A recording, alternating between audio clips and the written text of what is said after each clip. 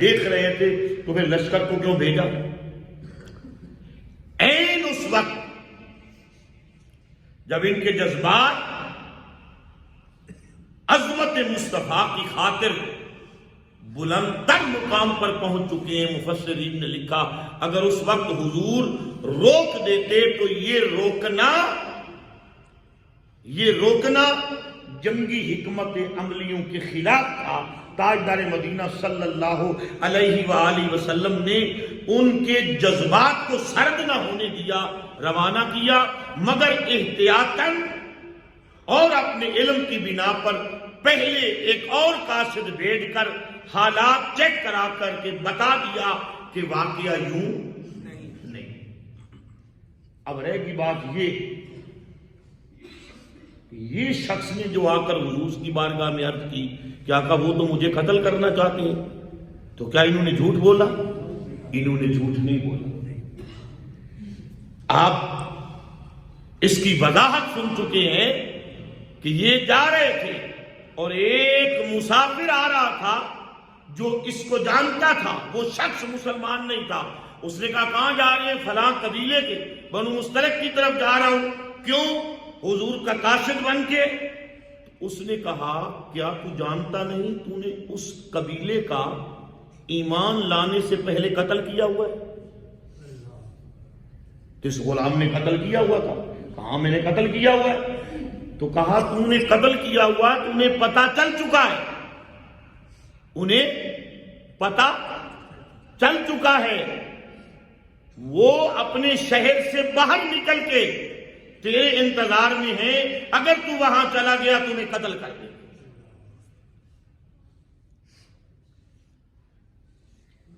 اب وہ واپس آ گئے، حضور کی بارگاہ میں آ کے عرض کی.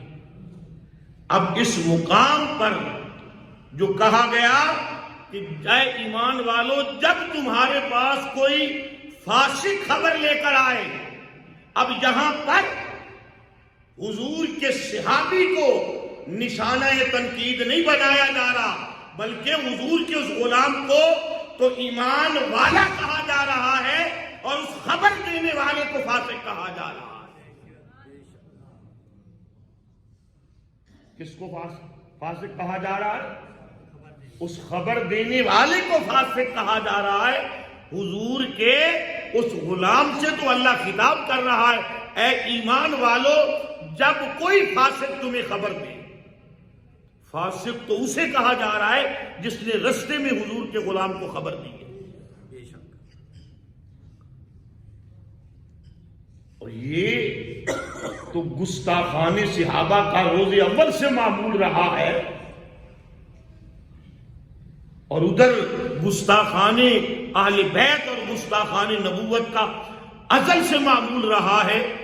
عیب کسی کے لیے ہوتی ہے اور فٹ عظمت والوں پر کی جاتی ہے. وہ بات کی سمجھ آئی کہ نہیں؟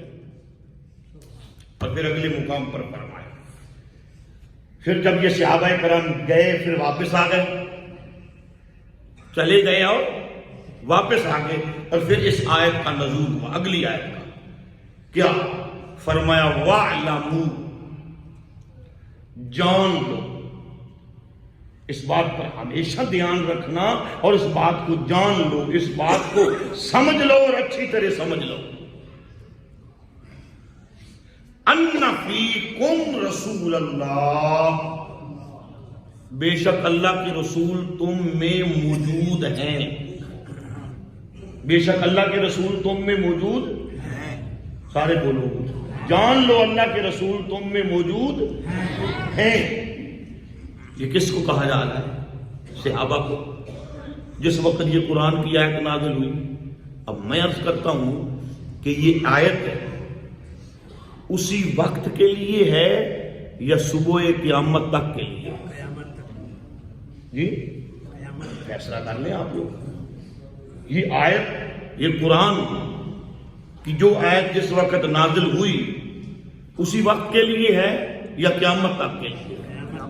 یہ آپ فیصلہ کر لیں، ذرا اچھی طرح فیصلہ کر لیں. پھر میں آگے مسئلہ عرض کرتا ہوں. قیامت تک کے لیے اول مخاطب تو حضور کے صحابہ تھے، اور جب تک قیامت نہیں آئے گی، حضور کے غلام رہیں گے، اور ہر زمانے کا غلام اس آیت کا مخاطب ہوگا، یہ آیت اس غلام سے خطاب کرے گی۔ پھر اس کا معنی کیا ہوگا؟ وَاعْلَمُوا أَنَّ فِيكُمْ رَسُولَ اللَّهِ، جان لو کہ اللہ کے رسول تمہارے درمیان موجود ہے۔ تو پھر جو مومن ہوگا اس سے قرآن کی یہ آیت آج بھی خطاب کر رہی ہے، بھولے نہ رہنا، غافل نہ رہنا، جہاں غلام ہوں گے غلاموں کے درمیان میں مصطفیٰ بھی موجود رہیں گے، ہر زمانے میں موجود رہیں گے۔ نعرہ تکبیر، نعرہ رسالہ، نعرہ حیدری، نعرہ غازیہ، نعرہ سنہ۔ آپ کی سمجھ آ رہی ہے؟ قرآن سننے کی عادت پیدا کریں آپ، پھر کوشش کیا کریں جو ادھر سن کے جائیں، چونکہ ہم آیت کا نام بھی بتاتے ہیں، پھر وہ سورت بھی بتاتے ہیں۔ آپ کو ٹائم ملے تو تھوڑا اس کو ترجمے والا کوئی قرآن لے کر دیکھ لیا کریں، پھر زندگی بھر وہ علم آپ کے سینے کے اندر محفوظ ہو جایا کرے۔ پھر فرمایا لو یطیعکم، اگر میرا محبوب مان لے تمہاری بات، میرا محبوب تمہاری بات بار بار جب تم گزارش کرو اور میرا محبوب تمہاری بات مان لے، اب براہ راست اس واقعے کی طرف اشارہ کیا، یہ جو تم نے بار بار کہا کہ ہم نے ان کے خلاف جنگ کرنی ہے، انہوں نے گستاخی کی ہے، گستاخی ہم نے جنگ کرنی ہے، کیا آپ کی سمجھ آ رہی ہے؟ تو میرا محبوب اگر تمہارے اصرار کی وجہ سے تمہاری بات کو مان لے، اصرار نہ کیا کرو، تم اصرار کرو گے تو میرا محبوب تمہاری بات مان لے گا۔ اگر میرا محبوب تمہارے بار بار کہنے کی وجہ سے تمہاری کوئی بات مان لیتا ہے، فی کثیر من الامر لعنتم، تو تم مشقت میں پڑ جاؤ گے۔ تم کیا؟ مشقت میں پڑ جاؤ گے۔ مشقت میں پڑنا تھا نا، اگر جا کے اس قبیلے کے ساتھ لڑتے تو کس کے ساتھ لڑتے؟ مسلمان کے ساتھ لڑتے۔ یہ تو تاجدار مدینہ کو پتا تھا کہ واقعہ یوں نہیں ہے، میرے اس غلام کو کسی نے مغالطے میں ڈالا، اس فاسق مسافر نے، تو یہ آ گیا۔ تو میرے آقا نے پہلے اپنا قاصد بھیج کر کے سارے حالات لے کر اس قاصد کی زبانی ان غلاموں کو بتلوا دیے کہ معاملہ یوں نہیں ہے۔ فرمایا اگر میرے محبوب نے یہ تمہاری بات کو مان لی، پر تمہیں لڑنے نہیں دیا، نقصان تمہارا ہونے نہیں دیا، یہ کیسے ہو سکتا ہے کہ آقا کی نظر میں بھی ہوں اور غلاموں کا نقصان ہو جائے؟ بات کی سمجھ آئی یا نہیں آئی؟ تمہارا نقصان نہیں ہونے دیا، اور اللہ ایسا کیوں کرتا ہے؟ اللہ ایسا کیوں کرتا ہے؟ یہ بھی حضور کے غلاموں کی بات کر رہا ہے رب۔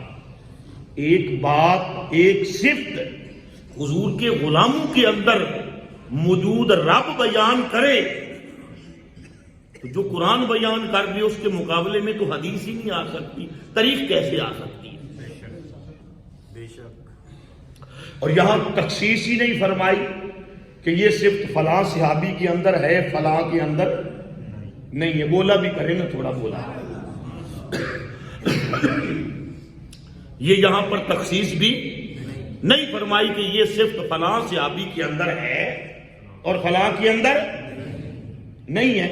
سمجھ رہا ہوں آپ بہت زیادہ غور سے سن رہے ہیں، اللہ اور فکر عطا فرمائے۔ تخصیص نہیں کی کہ فلاں کے اندر یہ ہے اور فلاں کے اندر، جمیع صحابہ کرام کے متعلق اعلان ہو رہا ہے کیا؟ وَلَكِنَّ اللَّهَ حَبَّبَ إِلَيْكُمُ الْإِيمَانِ، لیکن اللہ نے اے میرے محبوب کے صحابہ، اے میرے محبوب کے صحابہ، اللہ نے محبوب بنا دیا ہے تمہارے نزدیک ایمان کو۔ یہ کون کہہ رہا ہے؟ مولوی کی بات ہو رد کر دے، نہ مانے. اللہ فرما رہا ہے کہ میرے محبوب کے غلاموں، اللہ نے تمہارے نزدیک ایمان کو محبوب بنا دیا. تمہارے نزدیک، جا کے آیت پڑھ لینا، تمہارے نزدیک ایمان کو کیا بنا دیا ہے؟ رب کہے کہ محبوب کے صحابہ کے نزدیک مال سے، جان سے، اولاد سے، عزت سے، آبرو سے، گھر سے، وطن سے، قبیلے سے، رشتوں سے زیادہ اگر کوئی محبوب ہے تو ایمان ہے، اور ایمان کی جان محمد مصطفیٰ ہے. یہ صحابہ کی عظمت کا اعلان جب خدا کر رہا ہے تو پھر کسی بونگیاں مارنے والے کی ہم بات پر کیوں کام کریں گے؟